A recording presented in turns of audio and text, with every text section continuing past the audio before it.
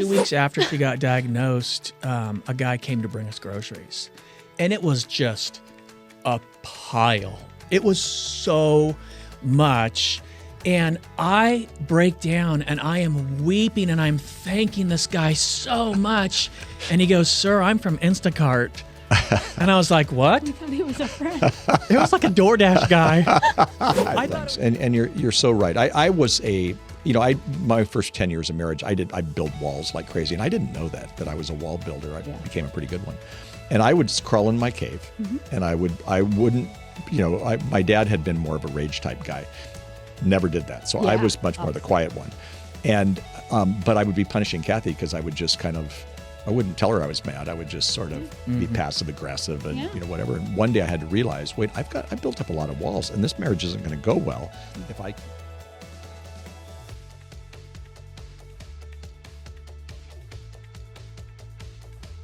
Welcome to HomeWord. I'm Jim Burns, and I have a smile on my face today, okay? And the reason I have my smile is because two of my faves are here. And you know what? I haven't seen them for a long time. It's been too long. Even the fine folks in the studio are probably going, what on earth? We just chit-chatted. We could have done it all day. But, hey, we've got a very important conversation today. We're titling this Surviving and Thriving When Life Does Not Go As Planned. And it's with Ryan and Laura Dobson. And you know what? The truth is that life doesn't go as planned with any of us. And again, that's so key for us. They've been married about 20 years, and they have two beautiful children. Lucy is in the studio right now, and she is definitely beautiful. And well, they champion three things. They champion strong families, resilient marriages, and unapologetic faith. That's cool. When I read that, I went, yeah, that's awesome. And they host the Rebel Parenting podcast. I listened to two of the podcasts, the most recent podcast this week, and I loved them. And I want to recommend that you go to rebelparenting.com. Make sure that you listen to these last two. It's a series called Love in the Deep End. And anyway, you're going to love this conversation today. And you will be inspired when you are done. I just want to guarantee. Now, I'm going to let Laura and I'll let Ryan kind of fill you in on this. But basically, here's some of the details. I mean, Laura was diagnosed with breast cancer not that long ago. 5 surgeries, 7 procedures, 6 trips to the ER, 22 nights in the hospital, and more than 120 doctor's appointments. I mean, wow, that's a lot. And that's what we're going to talk about, is how do we thrive when none of this was obviously planned. Welcome to the podcast. Thank you so much. Yeah. So excited to be here. Yeah. Well, thank you. Yeah, it's been way too long. Blessing to see you. Yeah. Way too long. Way too long. I Thank kind you. of follow you from afar and sometimes run in, but honestly, it's been great to catch up even before the podcast. So I want to take you back 20 years, okay, to a wedding day, your wedding day. One of the most beautiful weddings I have ever seen in my life, ever. Thank you. Kathy and I were talking about last night. It was on the sand in Newport Beach, California. You walked under surfboards. Yep. I loved it because your grandma, Ryan, was there, and she was like all dressed up, sitting on the sand. And I just laughed because she wasn't, people were barefoot. People were, it was not, they weren't casual, but they were on sand. Oh, yeah. And here was grandma and, just sitting there. I loved it. Yeah, halfway through the service, she was in her 90s and couldn't hear very well. After the service, she turns to my mom, she goes, "Ryan's not wearing shoes." I totally remember that. See, I wasn't going to say that on the podcast. Oh, no, it was fast. You had my to. My mom is trying to Like shush her. loud shush to try to get her to be, that was great. So good. Perfect. Well, at that wedding, we had a great officiant. yeah, you did have a great sure officiant. did. Very, very handsome. He might have had hair then. I doubt it, but there you go. I have photos to prove. Hey, that's awesome. There was hair. You'll There have to was send hair. me. I had hair too. Hey, send me He a photo. had hair too. So 20 years true. ago, you all had hair. That is so true. Amazing how things change. You don't look any different. He lost his hair, but there you go. That's right. You said your vows. You talked about faithfulness and fidelity, richer or poorer, sickness and in health. That was 20 years ago. Did you ever imagine that, that on that beautiful day, and it was, like we said, that you would both have dealt with the kinds of issues that you've dealt with? Cancer. I mean, you've had tough stuff in your life. And plus the general stress of living, which every listener, everybody watching, we all have that. Everyone identifies. So did you ever imagine that 20 years ago that you'd be facing some of the things you've had to face? Not at all. No, especially not on that day. And I've thought about that day a lot. I've spoken in a bunch of rehab centers and places like that. Nobody does. No. You know, I dreamt of, I didn't know we'd move to Colorado. I remember on that day thinking, oh, we're going to live by the beach and we're going to raise babies and they're going to be on the beach and we're going to surf and we're going to be on the beach. Like, we were on the beach. Like, this is the starting of our life together, and we are on the sand. Sand in between toes. I walked down the aisle, I think, to Surfer Girl. I mean, our vision for our marriage was surfing. Well, how many the surfboards world. did you have? Well, now we have up? 9. They're just all on our walls in Colorado. Right. And people walk in our house and they're like, huh, you guys like to surf. Surf, exactly. Yeah. It's You just don't think about You those just don't. No, yeah. no, you Right? don't. But you don't think about it. But there isn't a person who's, listening who would say, oh, no, we were there at our wedding and we thought it was going to be blissful and it was going to be perfect. And, it doesn't. Stuff happens. Life happens. That's just how it is. For you, Laura, breast cancer happens. Yes. At a really young age. I mean, and how did you manage that? What have you learned for both of you? It's a question for both of you. But as I look at you, I mean, this had to be a shock to you. Can I interject one thing before she starts? Sure. This was her 4th bout with cancer, her 3rd separate kind, and her 3rd major surgery. Yeah. I mean, it wasn't just, it wasn't just. I don't want to say just breast cancer. No, I get it. Belittles people that have experienced it, but right. No, this is an ongoing hearing it story. again. Yeah. Yeah, I can tell you. For me, this time around, it was definitely, everyone has their own cancer story when you get diagnosed. Right, exactly. And so it wasn't the first time hearing you have cancer. But this time hearing it, it was the whole room shut down, the world slowed down. Yeah. And it felt as like the diagnosis felt like a death sentence. Right. And right at that moment, I remember even feeling now, looking back, how present I was with God. Like, I have a choice. Yeah. I either can choose to have a good attitude about this and choose life every day, no matter whether I die or not. Right. Like, death wasn't the issue. Right. It was my attitude was the issue. And so luckily, right away, I was surrounded by a solid group of people and my husband who were cheering me on. Not that I didn't have dark days and not that I didn't think I was. There were times I didn't know if I was going to make it. Yeah. Like, am I going to really die? Do I have to say goodbye to my husband? Do I have to say goodbye to my children at 49? Like, this is not cool. This was not in the plans. No. Yet, through it all, I think what kept me strongest was my faith and my family. Yeah. You had a circle of support. And I saw this from way in the distance, but I was on somebody's list. And it was talking about food. They were bringing food. They were, Ryan would keep them up. And then they would send something out or whatever it was. And we talk a lot about this at HomeWord, that we need a circle of support. So you had a foundation. Could not have done it without that. Nope. Yeah. You had a foundation of support. And there are people, obviously, who don't. Yeah. So if you are listening, because life is going to happen, right? I would suggest trying to find your circle of friends now. Yeah. So when life does occur, because we were walked, we were carried, we were loved, anything we needed. But I had spent the previous 10 years pouring into those relationships.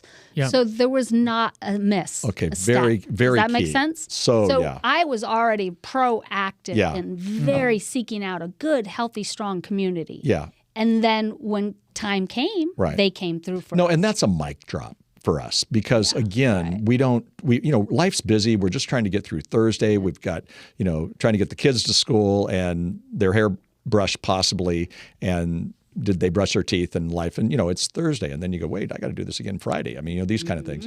And then all of a sudden, something happens. So what we need to do is make sure that we are, to rise above our circumstances. Always. We need that foundation. And part of that is the circle of support. How did this change your parenting, thinking and your marriage? Well, can I just share for our marriage, please. prior going into the diagnosis a year ago, I would say 19 years in marriage, I've heard those are a little rougher years. Yeah. And we were squabbling and fighting and not on the same page all the time. Sure. And I remember thinking, man, this is just getting tiring. And then we got diagnosed and all those little nuances and things melted away. And I was like, awesome. I am in love with this man. It reignited because I think I was in so much fear and thought, oh my gosh, I could lose everything. I I could be gone in a couple months. And it just reignited my passion. Yeah. And we redid our vows Yeah. to each other. And my dedication to my kids was reignited. Everything shifted. No, isn't that interesting how something Because like that? I didn't want to become a victim. No. Ever. No. You're amazing. That is like I don't like victimhood. It's like the worst thing for me. So I was like, anything we can do to rise above. So I know for him, he has stories about our marriage. Well, I can tell you, you gave us a piece of advice. In fact, you gave it to me almost the day we met. I think we had come back from lunch, and you said something to me. It's so funny. I was like 30 somewhere. I don't remember. But I was young and naive. And you said, Ryan, some marriages just naturally fit together. They just flow easily. And I was like, oh, yeah. And you go, me and Kathy don't have that. Yeah, right. And I was, in my head, I was just freaking out. I was so stunned. And I was like, what? What are you talking about? Marriage is supposed to be perfect. You're a Christian. You're a leader, Yeah. And you said, so Kathy and I do something for our marriage once a year. Yeah. We either read a book or we go to a counseling or we go to a seminar or we go to a conference because we want to remind each other every year how important our marriage is. Yeah. And I told Laura that when we met. Yeah. And we've done it every year. Yeah, that's awesome. For 19 years, we've been investing in our marriage. Yeah.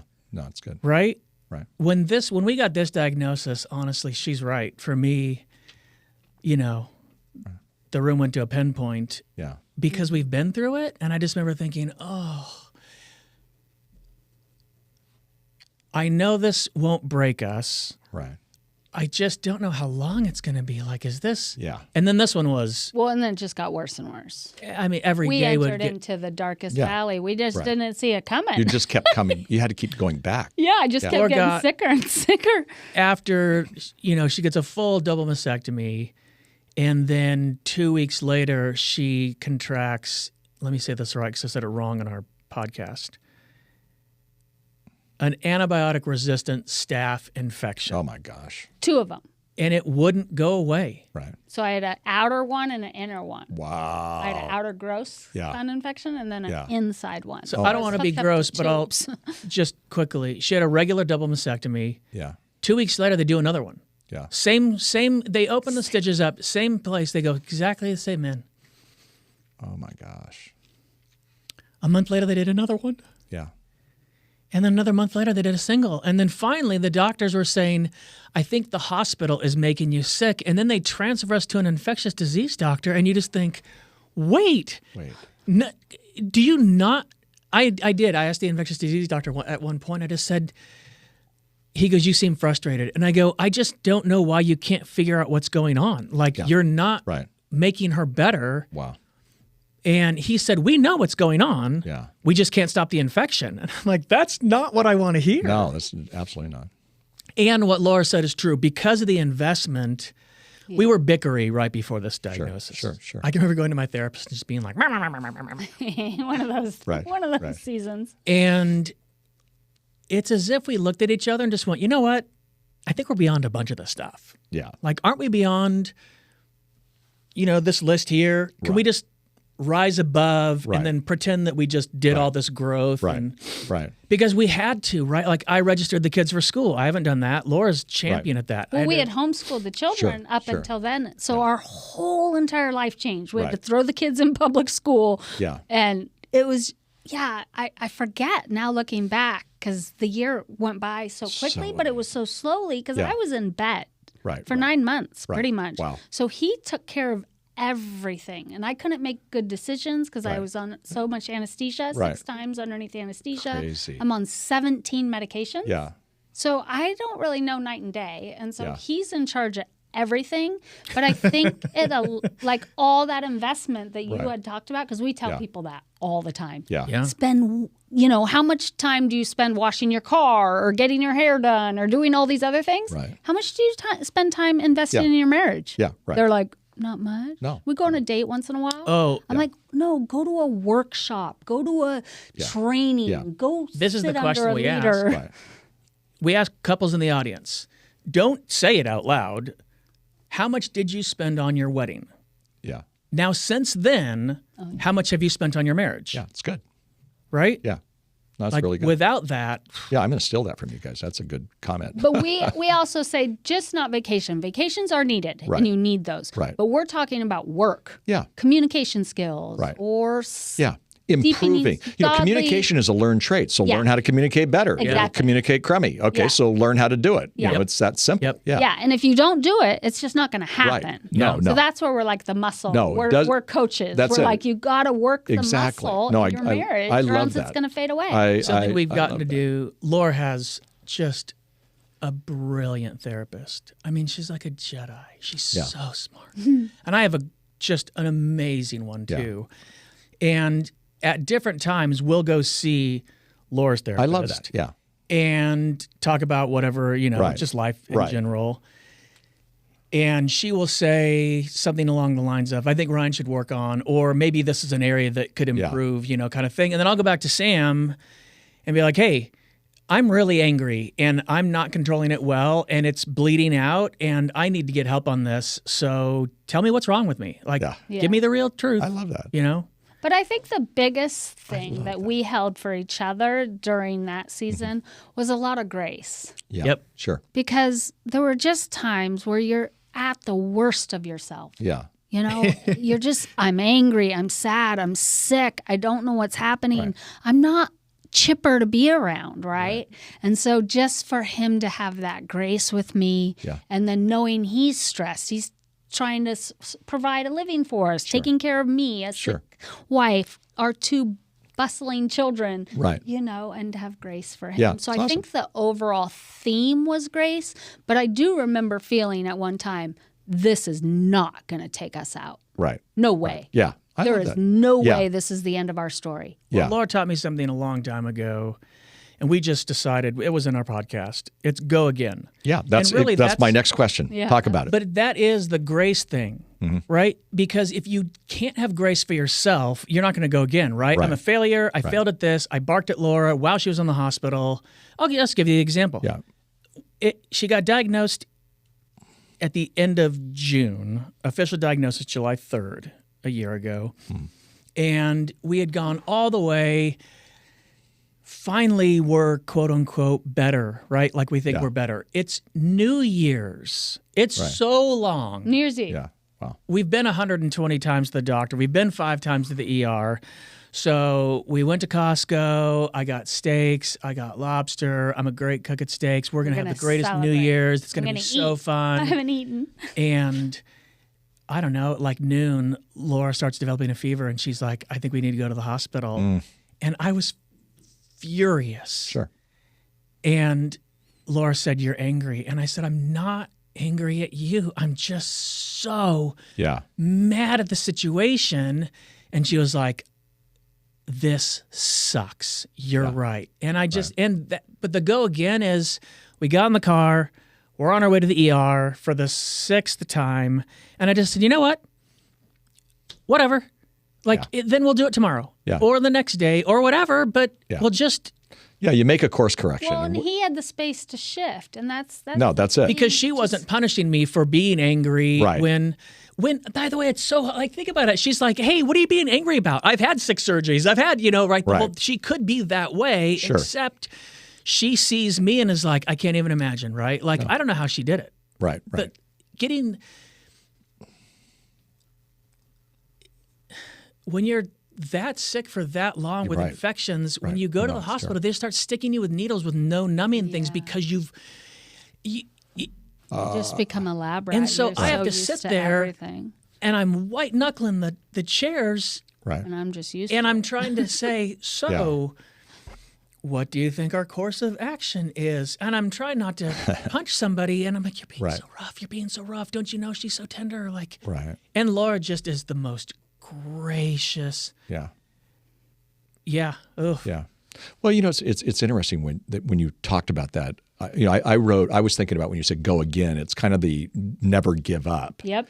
You said that a moment ago, Laura, when you said we're not going to let this, take us down. It's not the end. And you make course corrections in life when tough things happen. And that's one of the many, many lessons we can learn from this. Listen, we're going to take a real quick break. Yeah. We're going to be back. I see you laughing, so maybe we'll come right back at that. I'll ask you why you were laughing.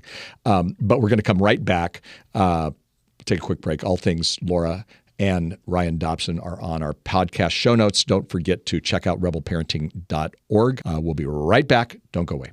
Hi, Jim Burns here. I am so excited about what's going on at HomeWord. Some of you are just learning that things are changing around here, and one of the most exciting things changing is our new president, Marcus. And Marcus, tell us what's going on with HomeWord. Yeah, thank you, Jim. Really appreciate it. So excited to share with you, give you a glimpse of what God is doing in this new season at HomeWord. And it's a blend. It's a blend of new and tried and true. And our mission right now is, how do we take these 4 decades, these 40 years of ministry, of resources, of principles that God has been changing lives throughout the nation and beyond, and expand that, but also tether it to a younger generation. And the way we're going to do that is through a blend of tried and true resources and principles and events, as well as new initiatives. And I'll start off with the new. On the new side, we have a new website. We are rebranding. We've got new staff. We've got new faces and new voices to our growing social media presence, and that is wonderful. But also on the tried and true side, we've got a Refreshing Your Marriage retreat that has been an amazing, impactful event. We've got our conferences like Trainer for Trainers, and our resources like our books that we're going to continue to write and expand and change lives. Speaking of which, Jim, share with us the latest update of what's going on in the book world here at You HomeWord. got it. And I'm excited about your leadership, and I'm excited about where we're going at HomeWord. It's going to be pretty incredible. We've got a book, Doing Life with Your Adult Children. We have other books, of course, but that's still on the bestseller list after 5 years. Even this month, it's on the bestseller list. And now there's a new one that's going to be coming out called When Your Adult Child Strays, Trading Heartache for Hope. And I'm doing this book right now, and there's going to be a course with it. And we have other books on sexuality and things like that. They're really, really making a difference all around this world. So with all the things going on right now at HomeWord, here's what you can do. God is putting in our heart this desire and this plan to expand our Refreshing Your Marriage conference that I recently attended, and it helped my wife and I have a breakthrough that God was working in our hearts for a while. But beyond that, I saw other couples experiencing the same thing.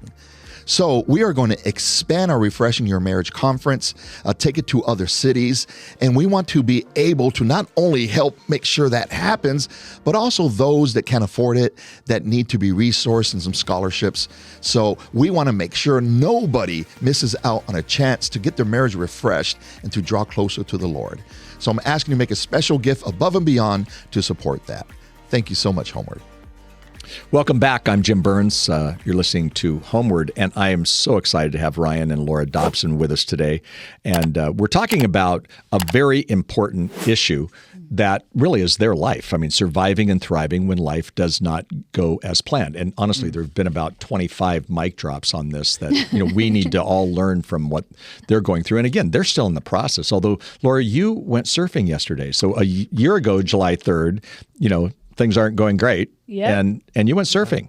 Well, I have been committed to being as the healthiest version I can be of Awesome. myself. Yeah. Like getting diagnosed was a reset button. Yeah. With God, family, everything. So when I see a lot of people enter into struggles and maybe not use that struggle as a level up, and I'm not saying everything has to be, you always got to coach up. You always got. Yeah. But I'm just saying the struggles are opportunities for character development. No, it really is. And it's then a reset. You get closer to God. Yeah. I want to shake people sometimes and be like, wait, this is your opportunity. And you can either get closer, you can either do the reset, or you don't.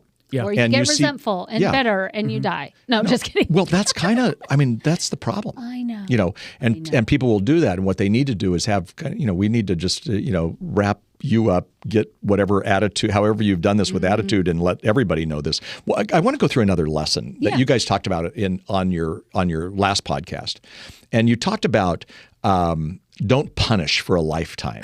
You actually used the word punish as we've been talking, and it reminded me I was going to ask you about it. What does don't punish for a lifetime mean to you all? Yeah, you go, honey. Bringing up the past to win in the present. Yeah. Keeping your spouse on the hook, and you're doing it. Right. Whatever it is, if you have a tiff or an argument and it bugs them to do this, then you just keep doing it, or, it's. Yeah. Most people don't understand that they're punishing their loved ones. Yeah, That's right. a big concept to digest. No, Be and like, I think people do that. I don't punish my spouse. I'm yeah. like, okay, well, let's just talk about it. Yeah. So first off, you just have to acknowledge that you could possibly be punishing someone because you're hurt. Yeah. Usually we punish because we're hurt or we're in fear. Sure. Those are the two reasons Both why of we them, punish people. So our idea of it was not to hold mistakes or failures against each other for our lifetime. Right. Yeah, I might struggle again and I might lie, right? But he's not going to hold me that. That's not my true identity. Yeah. Right? So that's the whole not punishing. It's not who you are. No. It's exactly. kind of getting that mindset of Christ and resetting your mind daily to realize, wait, we're new creation every day. God's not sitting up there punishing me for a lifetime. So why should I punish the man that I have vowed to spend my life with? Yeah. You know, even if, say, a little thing like the towel rack not getting changed, right? Yeah. Like, I'm going to keep punishing him every day. When are you going to finish that? When are you going to do that? Right, Who wants to be treated Or that once way? it's fixed, bringing it up again. I can't believe it took you so long to do that. It only took you half a day to fix it, and I asked you for 6 months. You know, one of those. Little foxes. It is the little things, and you're so right. I was my first 10 years of marriage, I build walls like crazy, and I didn't know that I was a wall builder. I became a pretty good one, and I would crawl in my cave, and I wouldn't. My dad had been more of a rage type guy. Never did that. So I was much more the quiet one. And but I would be punishing Kathy because I would just I wouldn't tell her I was mad. I would just sort of be passive aggressive and whatever. And one day I had to realize, wait, I built up a lot of walls, and this marriage isn't going to go well if I keep playing it. And the punishment, why I loved that you said it that way was because we never go, I'm going to punish my husband. I'm going to punish my wife for this. We just do. Yeah. And what is that? We one of the things you said, both of you talked about counseling, and the Bible's really clear. Where there is no counsel, the people fall. In the multitude of counselors, there is safety. And it's actually a scripture throughout the Old Testament. You see versions of that, but it's about war. Yes. Yeah, it is. And it kind of fits with marriage. Yes, it does. So that we need counsel. We need counsel with the way we do parenting. We can change. We don't have to keep doing it the same. We can learn. We talked earlier about communication's a learned trait. Well, we can learn how to be better. If we're terrible at it, then we can do better. Yes. If we have anger, well, anger is a secondary emotion. So let's take care of whatever reason we have anger, all that kind of stuff. Sounds like you guys have done a really good job of Well, that. and I love what you just shared because the teaching, left to my own devices, I will not see how I'm punishing my husband or my children. Yeah. I just won't see it. But if I have the counsel and the feedback from solid, trusted friends, then I'm going to see when I'm missing the mark. Exactly. Or else I'm just going to go on my Wally way and think it's his fault. Why isn't he doing that? And why isn't she doing that? And I won't even look at my part. And we do that. I'm unhappy because of a circumstance. You have every right to be unhappy for a circumstance. I did. Or I'm unhappy because of this guy that I sleep next to over here, or vice versa. Sure, exactly. I do remember, this is a side point, and then I have another question. But I do remember one of my pieces of advice to you at the wedding day, and I got a laugh, and I didn't even mean to get a laugh. I said, Laura, being married to Ryan, you will never be bored in your life. Never. I have never been bored. No, it is so true. Yeah. Just because, of who, this fantastic man is. It's great to see you guys after not all this time. I mean, I've seen you before 20 years, but it's amazing. I had an experience yesterday and I smiled because this is a just like God smile. So I listened to your podcast sometime within the week. Yesterday, I go through the 1 year Bible. I've been doing it since 1983. I just read it every year. And sometimes great things happen and sometimes I don't. I open up the 1 year Bible to yesterday, and it's Psalm 136. And on your podcast, you talked about a scripture, his steadfast love endures forever. One of you said it's been repeated. It was repeated 27 times. I honestly didn't count, but then I went, "Oh my gosh, they are so right." It has some special meaning to you. You teared up when you talked about it on your podcast. Oh, we're going to get you to tear up again. Yeah. Well, you're talking about going again or not punishing for a lifetime on little things. Yeah. It's really, really, really, really, really big things too. Like you don't have to draw a line in the sand. Right. Like you don't have to do that. Yeah. It can be with really big things. Yeah. Yeah. Sorry, it's so hard to talk about sometimes. Yeah. But even in this last cancer one, like there were times where, when you can't take it and you just explode and you blow up or you scream or you yell. Right. It's so natural to be like, that wasn't cool and we're not going to be okay for a while because of it. Or you can say, given the circumstance, I might have done the same thing. Right? Yeah. Right. Well, and you have to enter a point when you're in that type of suffering to realize it's okay to not be okay. Right. Right? You just have to figure out a place that you're like, okay, well, this is not going to be how it is, but I know God is faithful. Mm-hmm. Yeah. I know I love my husband, and I'm just going to keep going one day at a time. Yeah. Right? This is where one day at a time, 1 hour at a time sometimes, but one day at a time really does mean it. Yeah.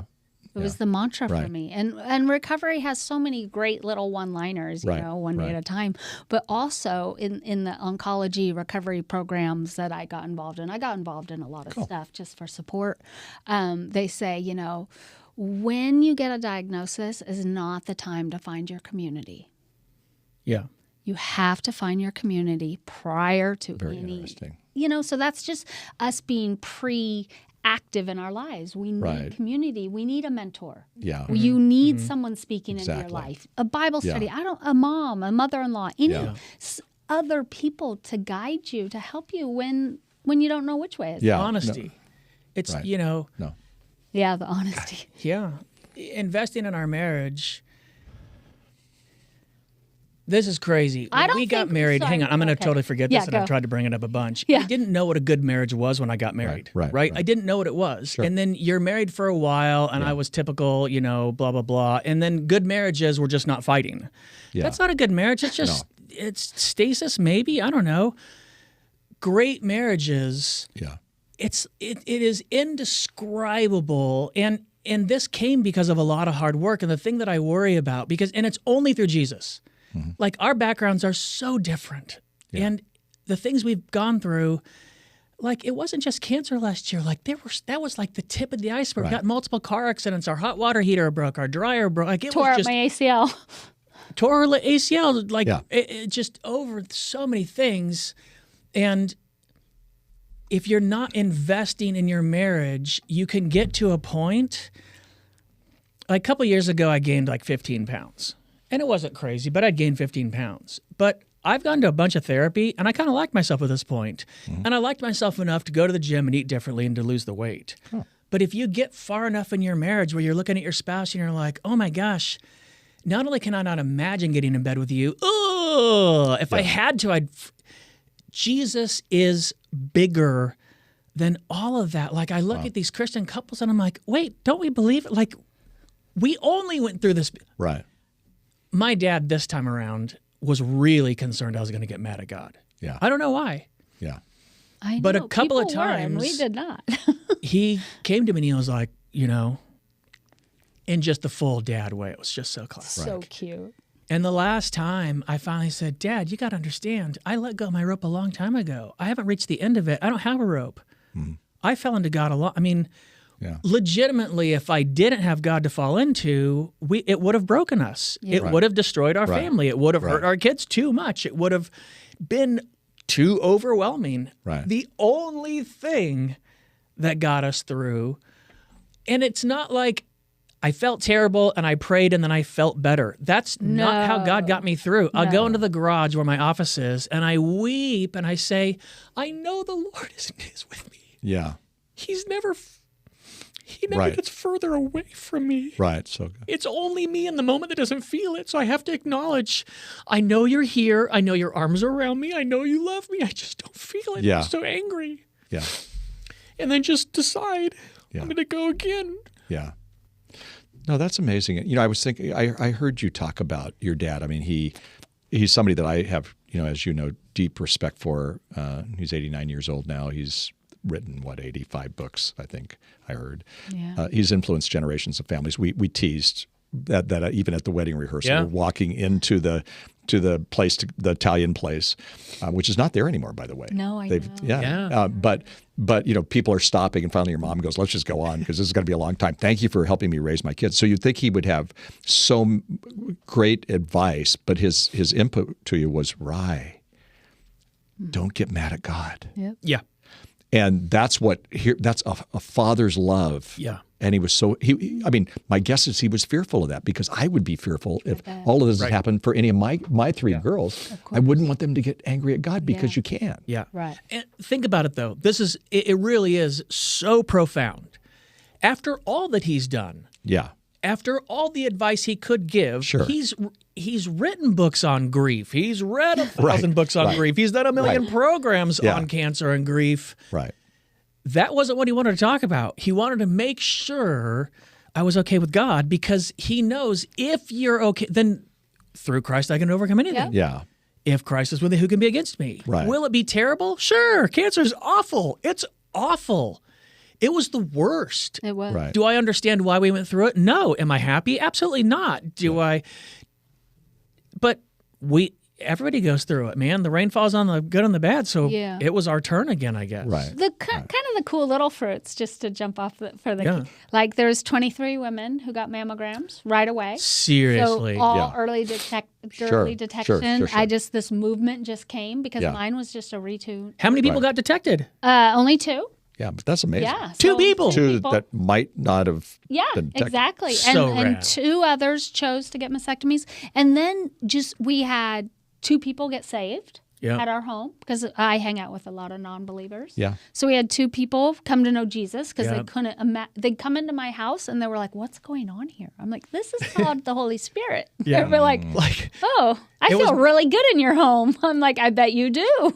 Isn't that something? So Maybe 2 weeks after she got diagnosed, a guy came to bring us groceries.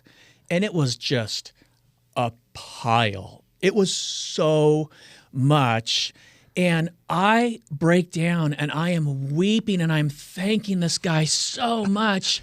And he goes, "Sir, I'm from Instacart." And I was like, "What?" I thought he was a friend. It was like a DoorDash guy. I thought it was just someone that loved us. And he's like, "Somebody sent you groceries, apparently." Yeah. It was a friend. So then I got to call the friend and I just wept to the love Instacart that. guy Yeah. in my joy. But that's what real friends do. They go, "Oh, I bet you're not going to the grocery store." I wasn't. No. Our fridge was empty and they filled it up. Yeah. But they kept me very isolated. I needed to be isolated because I had no strength. Yeah. So we did the whole Jesus model thing. I only had 3 people I talked to, and I had 12 people around me if I had to call. Sure. So I didn't know what was really going on around me, because it was like if I had energy, it was for my family. Yeah. And then that's it. So Yeah. it felt, I just felt like I was kind of in a Holy Spirit bubble, to be honest. Yeah. It was just... Yeah, painful, that's but so good. I can't believe that time is up. The fact is I think we've been in a Holy Spirit moment here. I really do. I mean, I'm calling this on. Yesterday, Elijah over here, who's doing our YouTube channel. Way to go, Elijah! He had a T-shirt that said "Holy Ground," and I kept staring at it. I think we've kind of been on holy ground. There's a lot of people. They may not have dealt with your specific issues, but they're dealing with stress. They're dealing with pain. They're dealing with hurt. Of course. And maybe they're at the end of their rope. Yeah. And they needed to hear this conversation. Thank you so much for your inspiration. Thank you for who you are. Thank you for what you are doing for so many people. So appreciate it. Thank you for doing it for us. Yeah. And for giving God us the bless your advice. ministry. Yeah, definitely. Well, it's been a great long run, Ryan. Of course, on our staff for a while. That was a fun run. You did say you had ADD, and I do remember that for some reason, Ryan. That's why he's so intelligent. My daughter Christy, adopted through the same adoption agency and whatnot. Right. And I was thinking about her last night because we had dinner. I said I was going to be with you guys, and she, she deals with her ADHD. She's doing amazing. She's like my hero. She works with kids in the urban inner city. She doesn't live in the inner city, but she drives all the way there every day. Teacher of the year type of person. Yeah. And she's just awesome. But you guys are a lot alike. And I should have said at her wedding, to her husband, life will never be boring. But I didn't do the wedding. I actually walked her down the aisle at the beach in Kauai. It was same kind of story as you guys. We didn't have surfboards, but we did. Literally, it was on the beach. It was a great time. Can I give you one compliment before we go? Yeah.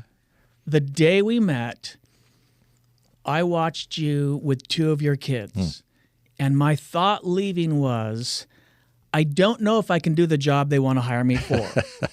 I really don't. And here's the truth. I had no ability to do that job. When I started, I would call my friends in Cupertino and ask them how to do the job I was doing. I'm super embarrassed. I took the job because I remember thinking, if I can hang out with this guy long enough, maybe someday I can be a dad like him. Isn't that something? Yeah. And that was, I have, thank you. Yeah. My goal has been to have a relationship with my kids like you've had with your kids. No, that is cool. And it's cool. Christy, yesterday, I was almost embarrassed because, she's getting a little older. And we walked out of the restaurant that actually we were with you at. Yesterday, we were there. It's here in the Dana Point Harbor. And Christy took my arm. So it's like, my wife is talking to Steve, her Christy's husband. And she takes my arm and I'm like, it looks like the old creepy guy is with the young Orange County. Yeah, exactly. Right? No, this is really my daughter. Also was so special to me. Isn't it the best? That she still shows that. Well, thank you. That means you have no idea how much that means. Friends, go to our podcast notes, get the information about this amazing ministry. You just experienced a Holy Spirit moment, and the question I have for you is, what did God say to you during this time? Is there something you need to do? Are you right now in an okay place, but you need to make sure that you're leaning into a circle of support? Is there somebody in your world who is going through just the toughest of times and they need to have this podcast sent to them? So again, suggest that you go to the podcast notes, get all the information, and then listen to what they're doing. Sign up, subscribe with them. As you can tell, you want to hang out with them. They talked about mentors. Mentors, some of my most important mentors, I met after they died, frankly. It's like C.S. Lewis. Never met the guy, but I read his books. So I leaned into it. Mm-hmm. If your marriage isn't in a good place, then, as Laura said, so make it better. I mean, go to a marriage retreat, have time on your own, at least on a yearly basis.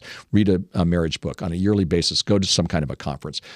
Are they all going to be perfect? No, they're not. But they're going to help you, and it's going to help you make that course correction that you need to make, and be prepared because life is like that. Before you go, I want to tell you a story, and I love this story. I have known this story for a long time, and I was thinking about when Ryan was talking about that psalm, that the steadfast love of the Lord never ceases. Winston Churchill, he was a great orator, of course, in a previous generation. Again, he's been long dead, so he'd be a mentor to me, but it's not like I know him. And he was invited to go to his school, and he went to a boys' school, and he was not a good student. Okay, so he didn't do all that good, and then he became one of the greatest, thinkers in this particular generation, World War II, out and on. So he comes and he gives a talk that was 4 minutes. I always think, I need all kinds of time as a speaker, but he gave a 4-minute, 41-second talk. And in it, in 20 seconds, he said, and it goes exactly with what their principle is, in that talk, he looked at these boys, he kind of cupped each of their faces, looked in their eyes and said, never give in. And then he pounded on the podium, and again he said, boys, never give in. Never give in. And then I'm going to read that last sentence. He goes, in nothing great or small, large or petty, never give in except to convictions of honor and good sense. That was powerful. You know what he did? He walked off the stage. They didn't clap. They were supposed to clap and give him a standing ovation. So they do at those kind of boys' schools in Great Britain. They didn't clap. They were stunned. He walked out. He got in his car and he left. He had a driver. But what I'm saying to you is don't give in. Don't give up, okay? Mm-hmm. Go again. Make it happen. But this time, don't do it the way you'd previously done it. Mm-hmm. Do it with God, as they've talked about, okay? There we go. Anyway, great conversation today. Thanks again to Ryan and Laura for being with us. And I want to give a special shout out to my Guatemala friends. I was just in Guatemala City, and I'm so grateful for all the people who listen to this podcast in that beautiful city, in that beautiful country. And if we can serve you, do not hesitate to come to homeword.com. I'm Jim Burns. You've been listening to HomeWord.